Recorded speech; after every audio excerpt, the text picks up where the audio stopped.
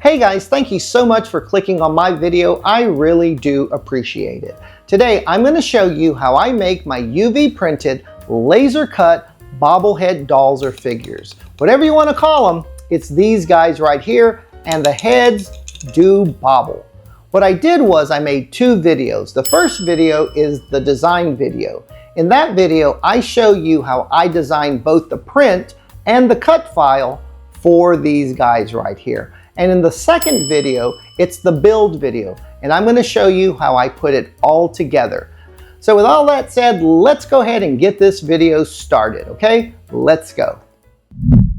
Okay guys, welcome back, and now it's time to build this. Now that I have both my print and cut files ready, let's go ahead and prep the material. I pre-cut a piece of 1/8 inch plexiglass that fits the artwork for this print file. This is the piece of acrylic that I will load into the UV printer. But here's my dilemma. Since I have printed on plexiglass in the past, I have had a number of times where the plexiglass has warped up and has lifted off the sticky mat due to the heat that is created during the UV resin curing process.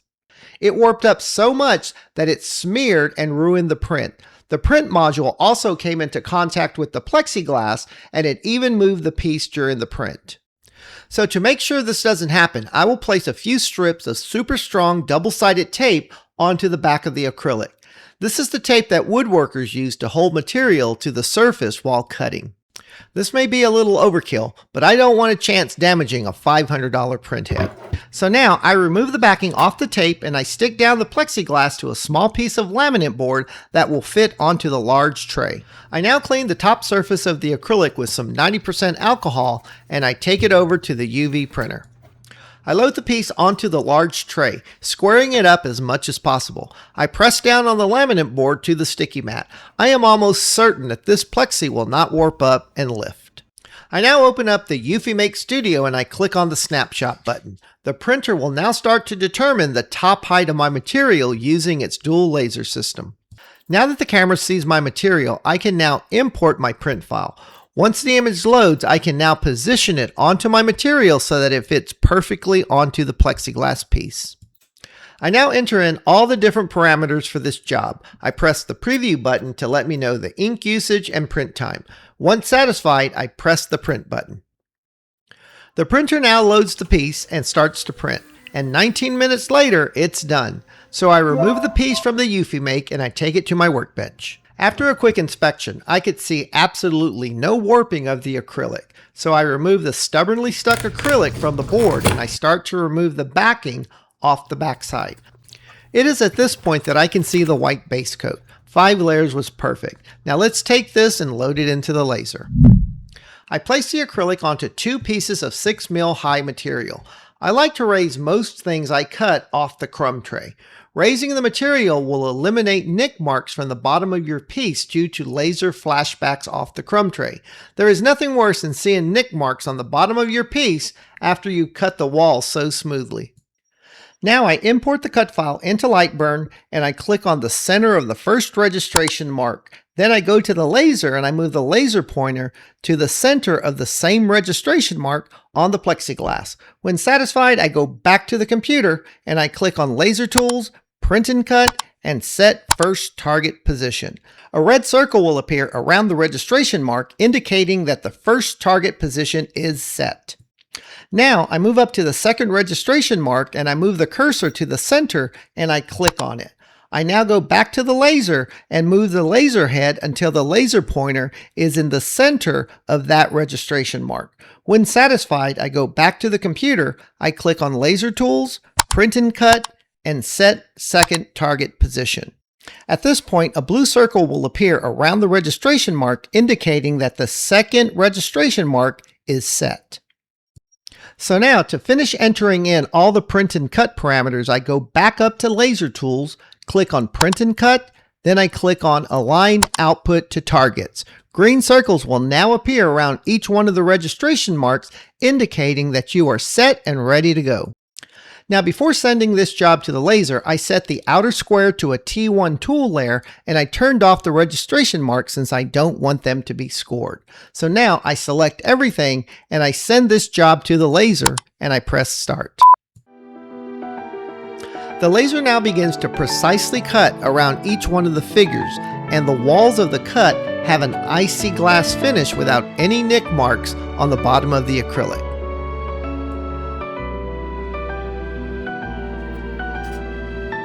And the figures are lining up exactly the way we drew them up in Illustrator. I really love it when a plan comes together.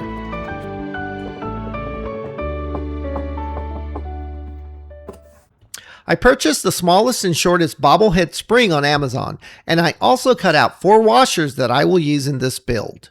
My original plan was to glue the spring to the back side of the figure and glue the head to the top of the spring, but I quickly realized that the spring was too tall and the head was too far away from the body. So I decided to get the head closer to the body, I'm going to have to recess the springs into the body by making a pocket that the spring will fit into. That's what these washers are for. So here's my plan. I'm going to super glue the spring to a round plexiglass disc that is the same size as the washers. And to ensure that the super glue has a good bonding surface, I sand the top of the plexiglass and I also sand the bottom and the top of the spring. I then wipe off the sanding residue off of each sanded surface, and then I apply a small amount of super glue gel onto the bottom plexiglass disc. I position the spring onto the center of the disc and I hold it in place for a few seconds while pressing down lightly. I then let it sit and dry for about 15 minutes. After drying, I come back to test how well it bonded together. I flick the spring multiple times and the bond strength seems to be super strong. So I made another spring assembly to do a tougher bonding strength test. So now I grab the disc with one hand and I begin pulling the spring with a lot of force and it's not budging. I then try to rip it off using even more force than the time before. That spring is solidly stuck to the acrylic disc. So I'm confident that the bobbling head will stay stuck to the spring. So now I'm going to assemble the pocket that will be glued to the back of the figure. I now clean the back surface with alcohol, and my plan is to remove the backing off the double-sided adhesive and center the washer over the hole. So to ensure that the placement is perfect, I cut out a same-size circle out of thicker material and I place it in the hole as a jig. I now place the washer onto the jig and stick it down. I get the next washer and remove the backing and I place it on the jig and I stick it down. And now, since the jig piece is too low for the next washer, I place another jig piece underneath the first one, and now it sits higher, and I can now place a third washer and stick it down. I now remove the jig pieces and I inspect the washer alignment, and wow, it's perfect. So now the last thing to do to complete this pocket is to stick the spring piece to the bottom washer. I will align this piece to the washer by feel. Once I'm happy with the alignment, I press it down firmly. And now the spring only sticks out about 1/4 of an inch from the top surface of the body. So much better. And the top of the spring is nicely centered in the hole. And now I grab the headpiece and I sand the bottom surface and I wipe it clean. I now dab a bit of super glue gel onto the top surface of the spring. I now get the headpiece and I carefully position it over the body, making sure that it aligns with the body features below. I hold it down for a few seconds and I leave it untouched for about 15 minutes. I now stand the piece upright to do a bobble check, and sure enough, it bobbles just like a bobblehead figure. I even flicked it and there's even more bobble to the bobble, and the bobbling continues many seconds after the flick. I now grab the other figure and I now have 2 bobbling UV printed laser cut bobblehead dolls. So now let me gather up all the other UV printed laser cut parts and finish assembling this piece. Well guys, as I get to the end of this project, I want to thank you for watching. If you liked this video or even learned a thing or two, please take a quick second to hit the like button. Or better yet, why don't you smash the subscribe button? I would greatly appreciate it. Well guys, that's going to wrap up this project. So until my next video, I hope you have a great day and God bless.